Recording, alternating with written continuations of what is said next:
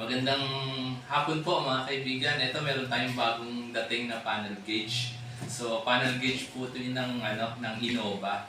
So shoutout po Boss Ronnie Barbonyo from Tabaco City, Albay. Okay. Maraming salamat po Sir Ronnie sa inyong tiwala mga kaibigan. So ito po ay panel gauge ng Innova. So, binuksan ko lang po actually ito kanina para hindi na po medyo mahirap magbaklas ng mga plastic, no? Okay. Yan, ito po. Yan. Ito po yung 2011 po yata to or basta ito po yung itsura ng panel gauge niya. So, ang issue po nito, panel gauge po nito, nag-blink po yung T-belt niya. Okay. Tapos, pag nag-blink po yung T-belt niya, ayaw na po siyang umangat ng mga needle, ayaw na pong pumalo. Then at the same time, wala na rin pong makitang odometer. So ngayon, may mga instance naman para gumana siya, kailangan lang patagalin yung pag uminit yung makina or paandarin ng matagal yung sasakyan. Yun po, yung una. Then pangalawa, may cases naman po na meron akong experience na minsan sinasaktak lang yung seatbelt, nag-o-okay na rin po. Pero, yun naman po temporary remedy lang. So, pagka po siya tumagal ng tumagal, yung pagbuhay niya po, patagal na rin ng patagal. So, kaya ang nangyayari po sa kanya, dumarating po yung time na talagang totally, wala na po talaga, blackout na. So, ayan. Ito po ipapalitan na rin po natin ng LED, no? At ang na-request po ng ating customer ay yung kulay po na ice blue. So, maganda po yan kasi yun na po yung bagong labas ng kulay ng mga sasakyan. So, okay. So, check ko muna po, no? I-inspectionin ko muna bago po i-repair kasi may mga cases po tayo na natatanggap na may gumalaw na or na-repair na ng iba or may mga time naman minsan nalubog sa baha. So, just to make sure lang na po na i-double check natin. Yan. Okay. Mabalis na naman po yung pagtanggal nito. Dalawang screw lang naman po sa likod. Then, nakita na rin po natin na itong plastic, wala namang any damage, no, sa harapan. So, maayos naman po yung pagkakabaklas.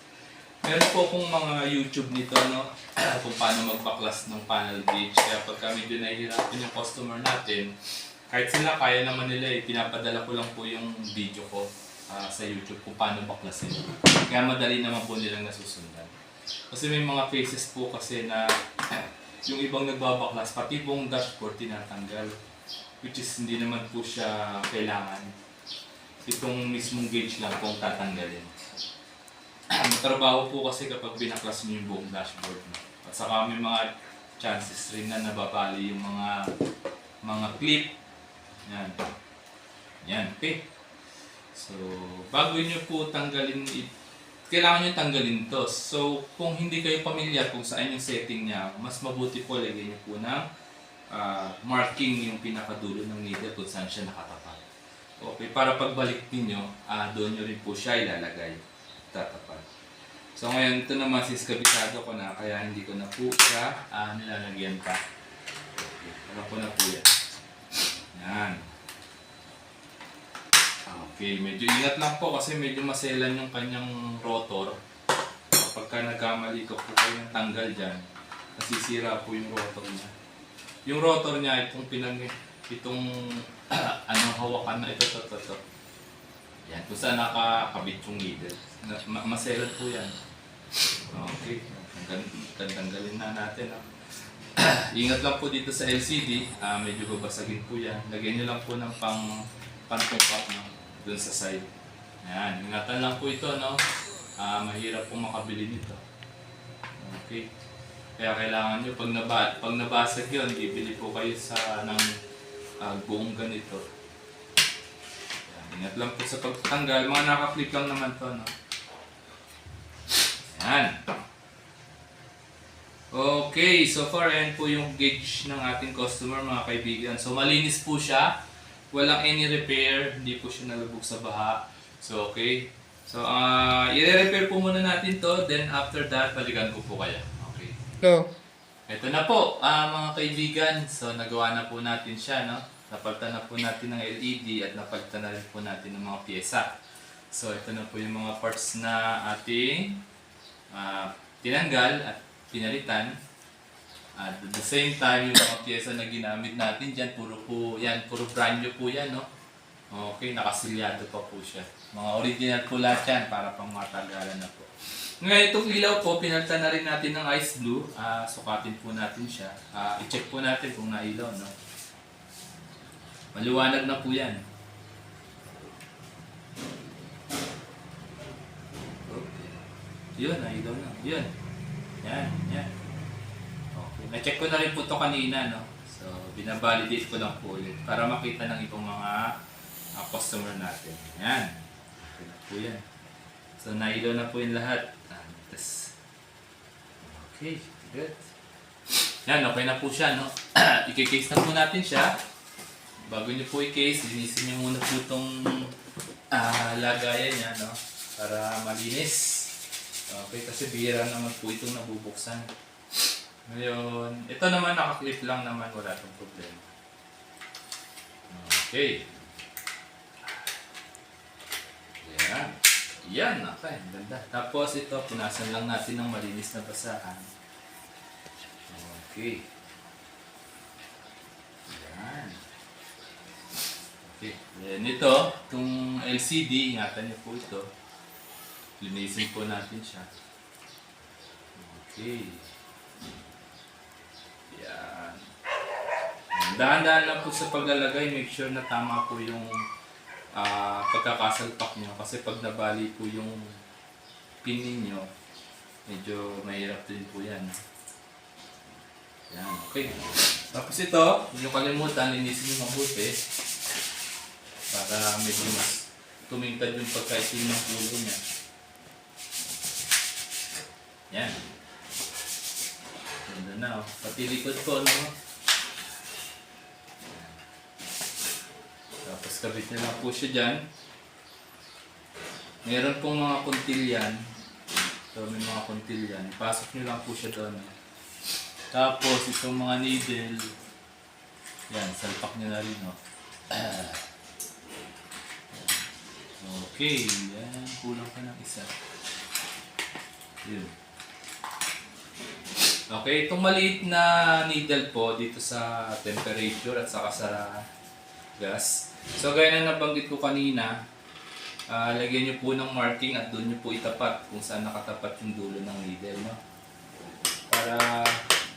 Para pag-calibrate po niya, doon din po siya sasakto. Okay. Then, ganoon din po ito sa fuel.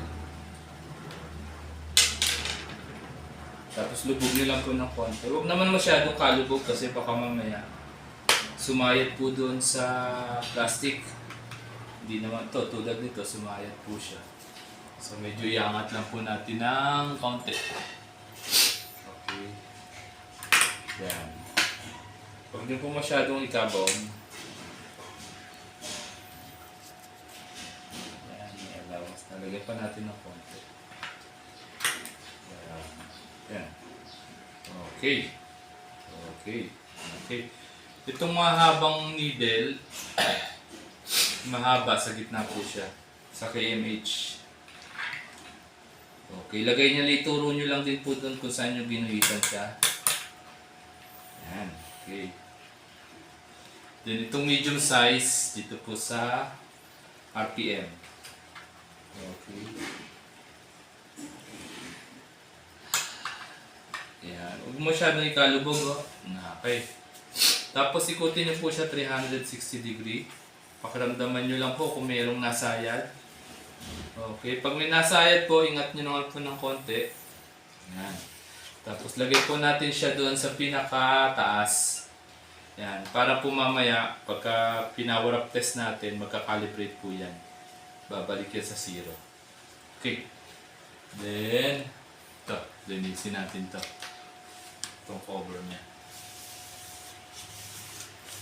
Okay. Yan, linis na. Yun. Linis na. Okay. Yan.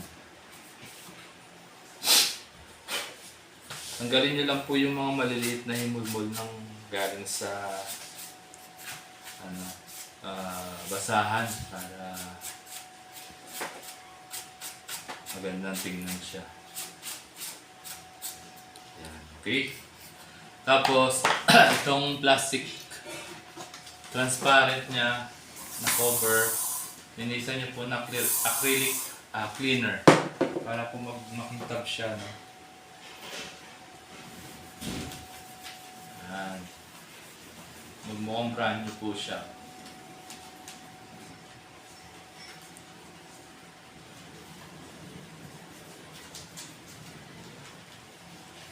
Ayan, ganda oh. Kintab na. Ayan. Okay.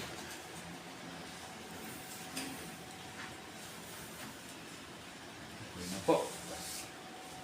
Ayan, sapak na natin siya, no?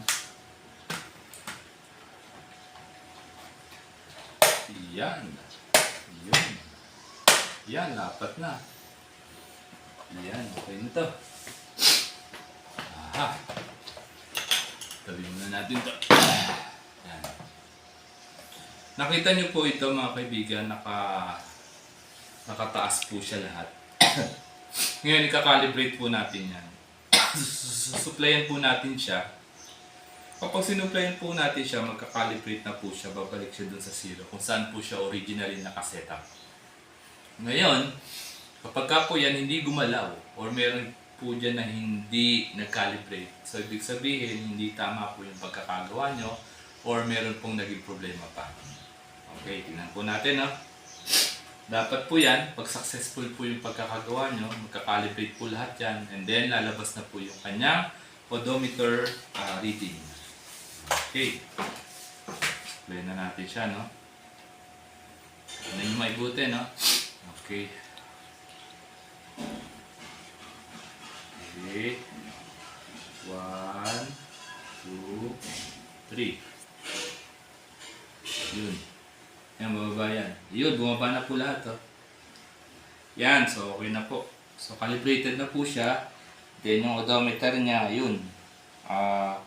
Nagpakita na rin, 128,533 kilometers. So, ayan mga kaibigan, okay na po. Gawa na po ito. Pwede na po itong ship by tomorrow. Or mamaya, kung bukas pa po yung shipping courier natin. So muli mga kaibigan, maraming salamat po sa inyong tiwala at suporta. So check nyo na lang po yung aking details doon po sa description ng bawat balik ko. Nandun po yung cellphone ko at mga location kung saan po ako nagsaservice. So muli, maraming salamat po sa inyong suporta. Magandang hapon po sa inyong lahat.